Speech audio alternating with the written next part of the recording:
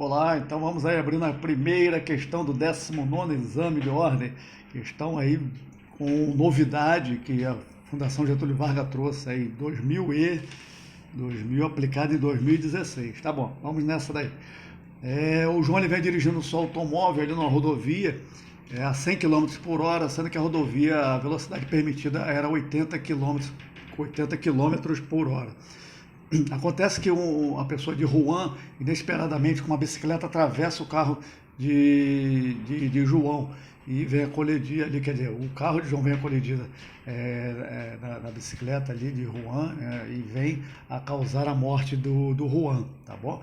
Aí, sendo que ele foi imputado ali o crime previsto no Código de Trânsito Nacional, artigo 302, na modalidade culposa, e vem aqui dizendo a questão que a perícia constatou que mesmo se ele tivesse a 80 km por hora, também a causa da morte de Juan iria acontecer, o acidente iria acontecer, ele não teria como evitar o acidente, tá bom?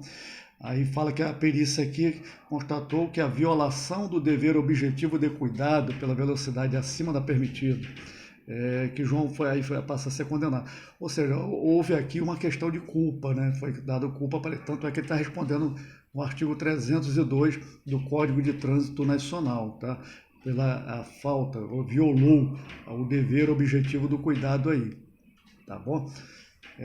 Que seria um dos requisitos no que diz respeito à culpa, né? Tem dolo e culpa. Aqui foi considerado culpa. Aí vem a pergunta: qual o recurso cabível da decisão do magistrado, indicando o seu prazo e fundamento legal? O recurso cabível contra a sentença condenatória, nós já sabemos, já estudamos bastante, isso aí está lá no artigo 593, inciso 1 do Código de Processo Penal. Tá? O prazo aqui ele pede, o prazo está lá também escrito no próprio dispositivo, de 5 dias, né? Da nossa interposição do recurso. Aí tem questão de razões, peça dúplice, as razões sobe, vai devolvida ao tribunal, né, ao TJ respectivo, e por aí vai. Tá?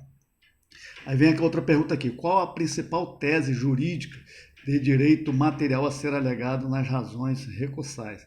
Aqui nós estamos aqui, por isso que nós falamos que é novidade, que é a primeira vez que a Fundação Getúlio Vargas lança esse tipo de questão, e lança também a chamada imputação objetiva, que é a teoria ali do alemão Klaus Rochin e de Jacobs, né? Aí nós temos que dar uma olhada nessa teoria da imputação objetiva, que na verdade a teoria da imputação objetiva, ela vem antes mesmo da imputação subjetiva, que nós conhecemos, a pessoa imputada subjetivamente por dolo ou por culpa. Tá? E isso vem antes, a imputação objetiva vem antes. Por isso aqui que nós temos que afastar. Já foi afastado de imediato aqui o dolo, ele não tinha realmente intenção de atropelar ninguém, lógico, a questão veio dizendo aqui. E teremos que afastar também a culpa, tá? Porque ele não deu incremento, ele não incrementou o caso concreto, não aumentou o risco. A teoria da imputação objetiva, só para dar uma geralzão, senão a gente vai passar amanhã falando de teoria da imputação objetiva, também não temos habilitação para isso, para tal, tá? Falta-nos a carteirinha, falta-nos a situação, mas pelo que a gente vem estudando, a teoria da imputação objetiva trata que vivemos numa sociedade de riscos, e temos que conviver com esse risco. Acidente causado nessa situação aqui, por esse motivo, não vamos mais fabricar carro, não vamos mais colocar carro na rua, em rodovias, para evitar que ocorra acidente, que não tenha acidente. Não, nós temos que nos adaptar. Tanto é que existe velocidade máxima, mínima, e essas considerações todas, tá bom? Então, aqui, a resposta seria a absolvição, pedido de absolvição do João, tendo em vista, pela teoria da imputação objetiva, que não chega nem a dolo nem culpa, pela teoria da imputação objetiva, mesmo que ele não tivesse violado o dever objetivo de cuidado, que é um dos requisitos da culpa, mesmo que ele não tivesse violado, a situação ia acontecer do mesmo modo, ou seja, ele não deu incremento ao fato ocorrido, a morte lá do Juan. seria a mesma coisa, nós estamos dirigindo e alguém pretende suicidar e se joga na frente do nosso carro. Nós não podemos responder nem por dolo nem por culpa, pela teoria da imputação objetiva, tá bom? Quem tem toda a ação, né, quem quis se matar e se jogou na frente do nosso carro, seria uma relação, um sentido, voltando nesse sentido, tá? E essa que é a teoria, Lance, essa que é a base da teoria, seria essa situação de risco, e já o Jacobs, ele fala sobre a questão de comportamentos, né? Questão de, por exemplo, o Jacobs fala de questão de confiança. Se eu estou numa rotatória e eu tenho uma preferência dentro da rotatória, e alguém adentra essa rotatória, eu venho bater e a pessoa lá do carro do segundo carro, no caso aí do outro carro, venha morrer, eu não posso responder por essa situação de culposamente, tá? Eu confiei que ele não entrasse na rotatória, porque a rotatória é preferência minha. Então o Apps trabalha com comportamento. Já o Rossin, que a teoria base surgiu dele, vem trabalhando sobre aumento de incremento, por exemplo, aumento de risco. Eu tenho que diminuir o risco, mas mesmo assim acontece algum crime, mas eu não posso responder. Por exemplo, eu estou andando com alguém na rua, com a minha esposa, por exemplo, ou algum colega, e eu vejo que está caindo do prédio lá do lado do 18º andar um jarro ou um piano, né? Aquela história para ficar bem guardado na memória. Eu acabo empurrando essa pessoa para ela não ser atingida, mas ela ocorre lesões corporais nela ali, ela bate com a cabeça na parede, pode estar até lesão corporal grave, vamos dizer assim. Mas eu diminuí esse risco, eu diminuí a situação que ia acontecer, que seria a causa-morte ali. Um objeto bem grande caindo na cabeça da pessoa poderia causar morte. Então eu diminui o risco. Então não vou responder, eu não agir com dolo e também nem com culpa. Eu trabalho antes da imputação subjetiva.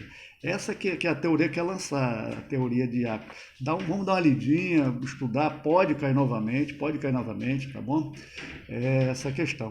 E voltando aqui também a nossa questão, nós temos que trabalhar que não teve, um dos requisitos também básicos da coisa, aqui, eu anotei aqui, é muita coisa, muita situação, sobre a previsibilidade objetiva que está previsto no nosso requisito no que tange a culpa, né? Então, por ausência também da previsibilidade objetiva. Então, não tinha essa previsibilidade de acontecer. Eu estava dirigindo, eu não tinha essa previsibilidade na minha cabeça que o camarada ia passar com a bicicleta ali na frente, tá? Então, são várias situações, várias termos, né? Vários conjuntos aí de coisas. Essa teoria é bastante relativamente nova, né? Ela é contemporânea, vamos dizer assim, para podermos lançar aí na prova. Pode vir cair novamente, então vamos dar uma estudadinha nela daí, tá bom? Uma teoria muito interessante, muito interessante. Segundo eu assistindo aula com 2, 3 professores aí, eles falam que na parte criminal, né, a gente pode lançar a mão dessa teoria.